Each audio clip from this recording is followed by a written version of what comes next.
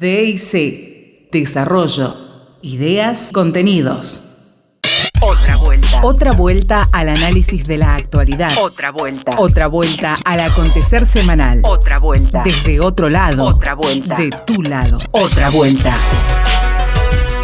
El domingo a las 12. Otra vuelta. En Radio Universidad de Mar del Plata. FM 95.7. Vamos a hablar, tenemos la suerte de poder entrevistar a Thelma Luzani para que nos cuente la situación de todo lo que está pasando en Brasil y también cómo afecta esto a la región. Thelma, bueno, tiene una larga trayectoria como periodista y analista internacional. Co-condujo uno de los programas más importantes a nivel televisivos con lo que corresponde, digamos, en análisis de temas internacionales, conocido como Visión 7 Internacional, que era emitido por la televisión pública, y es autora de varios libros, entre ellos Territorios Vigilados, cómo opera la red de bases norteamericanas en Sudamérica, una investigación sobre cómo opera el Pentágono en nuestra región. Buenos días, Thelma, y gracias por recibirnos. Te saluda Giselle Falcone y Diego Malvernat. ¿Qué tal, chicos? Buen día. Buen día, Thelma. Bueno, como ya se sabe, lo que se le acusa a Dilma Rousseff es de violar normas fiscales maquillando el déficit presupuestal. Ese delito de que se le acusa, ¿fue comprobado? Y este proceso fue más político que jurídico. Mirá, sí, totalmente político. ¿Cómo fue comprobado? Ella, cuando se defendió el 31 de agosto, antes de la votación, lo explicó muy bien. Es medio largo de explicar, pero yo te lo voy a sintetizar en 2 o 3 cositas para que se entienda la ilegalidad, ¿no? O el truco, digamos, que hicieron. Bien. Es un asiento contable, digamos, que hacen todos los gobiernos, no solo de Brasil, que es que a fin de año, para que cierren las cuentas, si hay algún déficit en por ejemplo, suponete, se gastó más en la cartera de salud o se gastó más en la cartera de publicidad, para que den las cuentas, se pide un préstamo al Banco Nación o al Banco Estatal del país en cuestión, las cuentas dan en cero, y después, cuando viene el mes de enero, se devuelve ese dinero, o sea, es nada más que para que cierre el presupuesto, pero no es que ella se quedó con esa plata y se la puso en el bolsillo. Claro. No sé si se entiende. Y ella sí. también dijo algo interesante en su defensa, que este tipo de créditos, digamos, que se toman y que estaban legitimados por el Estado, durante el mes de junio y julio, que fue cuando ella hizo esta operación, estaban legitimados. Y en octubre, o sea, 2 o 3 meses después, sacaron la ley de que no podía hacerse. ¿Entendés? O sea, que es una ley retroactiva la que le aplicaron. Claro. Cuando ella misma en sus gobiernos anteriores lo había hecho, Lula lo hizo, Fernando Henrique lo hizo, todos los presidentes de Brasil lo hicieron porque es algo normal, digamos, para que administrativo más que político. Bueno, claro. O sea que con esto te quiero decir que se agarraron de cualquier cosa que para justamente no solamente desplazar a Dilma, sino desplazar al Partido de los Trabajadores del poder. La gente había votado al Partido de los Trabajadores, los 54 millones de votos a Dilma pertenecen al Partido de los Trabajadores, no al Partido del Movimiento Democrático Brasil de Michel Temer. Es decir, no solo hubo un desplazamiento de presidente, sino que hubo un desplazamiento de política. Es como si uno acabotara a los peronistas y después agarra y te corren y se ponen los radicales. No, señor, yo voté al otro. Sí, tremendo. Entonces, esto te explica cuál es la finalidad real de esto, que más allá de Dilma, era justamente neutralizar o sacar del poder al Partido de los Trabajadores, y si pueden, tratar de que no gane nunca más ninguna elección presidencial. Por eso ahora están siendo contra Lula, ¿no? Claro, digamos, Thelma, entonces, repasando un poco lo que vos hacías, el resumen de la síntesis de la situación de Brasil, y también entendiendo que esto no se puede analizar si no es en contexto, 2009 Zelaya, Fernando Lugo en un proceso muy similar en el 2012, lo que evidenciamos por un lado, digamos, yo creo que hay que llamarlo como es un golpe de Estado en Brasil, no sé si concordás con ese término, y por otro, ¿crees que esto está relacionado, digamos, con injerencia de Estados Unidos en la región, o va por otro lado, digamos, la situación de Brasil? No, yo creo que sin duda es la derecha brasileña, las élites de gran poder brasileño, aliados con los poderes financieros, con los poderes mediáticos, en este caso el mediático también solamente brasileño, el financiero ya a nivel mundial, y por supuesto los intereses concretos de Estados Unidos en la región, porque lo que vimos desde el 1999 o desde el año 2000 en adelante, desde que asumió Hugo Chávez en Venezuela y empezaron todos los cambios en la región, que Estados Unidos hizo un montón de intentos, algunos como los que vos comentaste, exitosos, otros fallidos. Recordemos que hubo un golpe fallido contra Correa, otro golpe fallido contra Evo. No es la primera ni mucho menos la última vez que se hará. Y en parte también esta injerencia norteamericana me parece que queda claro en la política que está llevando sobre todo Brasil adelante muy duramente, que es en contra del Mercosur, ¿no? Claro. Por ejemplo, el actual canciller de Brasil, que se llama José Serra, es del Partido Socialdemócrata Brasileño, o sea, el mismo partido que Fernando Henrique Cardoso y que Aécio Neves, que fue el rival de Dilma en las elecciones. Este hombre fue primero, cuando le correspondía la presidencia pro tempore de Venezuela, fue a Uruguay a intentar, a la vieja usanza, sobornar a los uruguayos para que votaran en contra de Venezuela. Esto lo dijo el mismo canciller uruguayo. Y después vino acá a Argentina y se reunió con Mauricio Macri para convencerlo de que Argentina asuma el pro tempore, porque como es por orden alfabético, después de la B corta de Venezuela le toca a Argentina, ¿no? Claro. Que es la...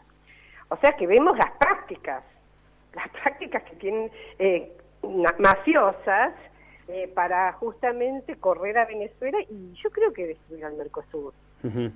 Sí, digamos, lo que se supo construir más de 10 años, digamos, esto que parece que lo habíamos naturalizado tanto con la construcción de un bloque latinoamericano, digamos, de la UNASUR, del Mercosur y demás, hoy parece estar en peligro, digamos. No sé si ya podemos hablar de pasado, me parece que todavía no, digamos, que todavía hay mucho por construir, por trabajar, pero sí está en peligro, entendiendo que tanto Mauricio Macri como Temer, como los diferentes gobiernos que se van, que han cambiado, digamos, de signo político, tienen una visión más del norte, digamos, más de lo que venía sucediendo antes, que de profundizar la construcción del proceso latinoamericano.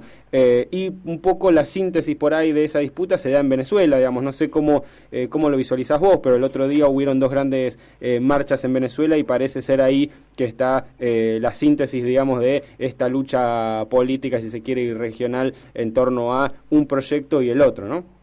Sí, yo creo que está bien la lectura que vos haces, porque en primer lugar que es un proceso, y como todos los procesos históricos, a nosotros que tenemos unas vidas tan cortas, nos superan. O sea, obviamente, si vos te pones a mirar cuando empezaron los movimientos de la independencia de nuestra región en el siglo XVIII, XVII y XVIII, y cuando finalmente nos fuimos independizando a partir de 1810, 1816, te das cuenta que 50, 60, a veces 100 años no es nada, ¿no? O sea, estamos evidentemente en un proceso.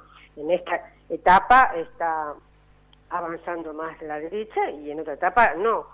Pero lo que me parece importante visualizar son 2 cosas. En primer lugar, que la cantidad de gobiernos, digamos, que tienden a, yo le llamaríamos progresistas, porque tienden a una mejor distribución, o por lo menos se preocupan más por el aspecto social, a la soberanía, etcétera, todavía siguen. Está el Frente Amplio en Uruguay, está Correa, está Evo, está Bachelet en Chile. O sea, no es que, porque Mauricio Macri ganó y hicieron un golpe parlamentario en Brasil, se acabó todo. Está Maduro en Venezuela, y lo que vos decís me parece que es muy correcto, en el sentido de que lo que pasa en Venezuela va a ser de gran influencia para este proceso. O sea, si Venezuela se mantiene en el plano progresista en el que está en este momento, aún con todos los defectos y todos los problemas, para Brasil y para Argentina va a ser, para estos gobiernos, conservadores, les va a costar mucho echar raíces, porque acá la situación es de mucha movilización. En Brasil hay una situación de mucha movilización. el neoliberalismo no da buenos resultados sociales, o sea que la situación no es que va a mejorar en nuestros países, la gente se va a empezar a poner más nerviosa. Y después una ventaja que tenemos, a diferencia de otras épocas, es que la memoria de las épocas buenas de Lula o de Cristina o de Néstor o de Dilma están vivas, o sea, no es que pasó hace 50 años, ¿entendés? Y que entonces podás repetir la historia porque la juventud no la conoce. Está viva todavía en la memoria de la gente joven y de todos, de los adultos mayores, y entonces eso hace que no sea tan fácil que se estabilice estos gobiernos conservadores. Ahora, si Venezuela por alguna razón se diera un golpe o lo que fuere, ahí yo creo que sí habría que pelearla mucho más.